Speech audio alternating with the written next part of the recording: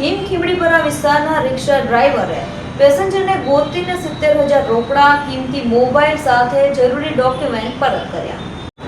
ધારીના હિમખીમડીપરા વિસ્તારના રિક્ષા ડ્રાઈવરની માનવતા મહેકી ઉઠી.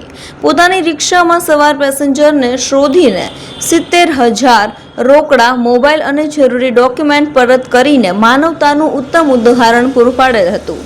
હિમખીમડીપરા વિસ્તારના સામાન્ય રિક્ષા ચાલક રજાકભાઈ અબ્દુલભાઈ શેખની રિક્ષામાં ધારી તાલુકાના વીરપુર ગામના ધીરુભાઈ હરિભાઈ ચોડવડિયા પોતાની સાથે એમના પત્ની રોકડ રકમ રૂપિયા 70,000, કિંમતી મોબાઈલ અને જરૂરી ડોક્યુમેન્ટ્સ લઈને બેંકે આવેલા હતા.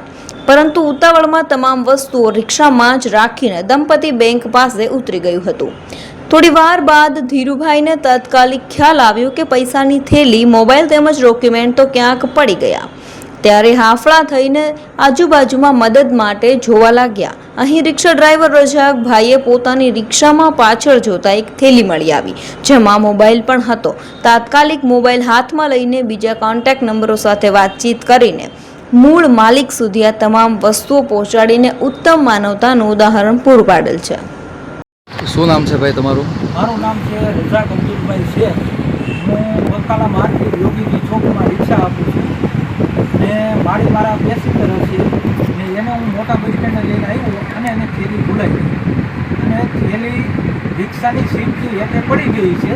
અને અમે બકાલા માર્કેટે ગોતવા ગયા હતા અને મેં મારી રિક્ષામાં હરખું નજર નાખી કે ત્યાં રિક્ષામાં હેઠે પડી ગઈ છે કે નહીં તે જોવા માટે રિક્ષામાં તપાસ કરી તો રિક્ષાની સાઈડના સીટની હેઠે થેલી પડી હતી, જેમાં માડીના પૈસા પડ્યા હતા, જે કાંઈ હોય થેલીની અંદર, ને માડીને પાછી પરત સોંપી દીધી. માજી એમાં કેટલા પૈસા હતા માજી?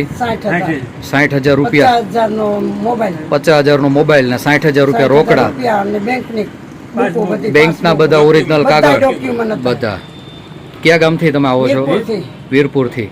તમને તમારો મુદ્દામાલ બધો સહી સલામત મળી ગયો છે? ભલે. ધન્યવાદ બિચારા ભાઈનો.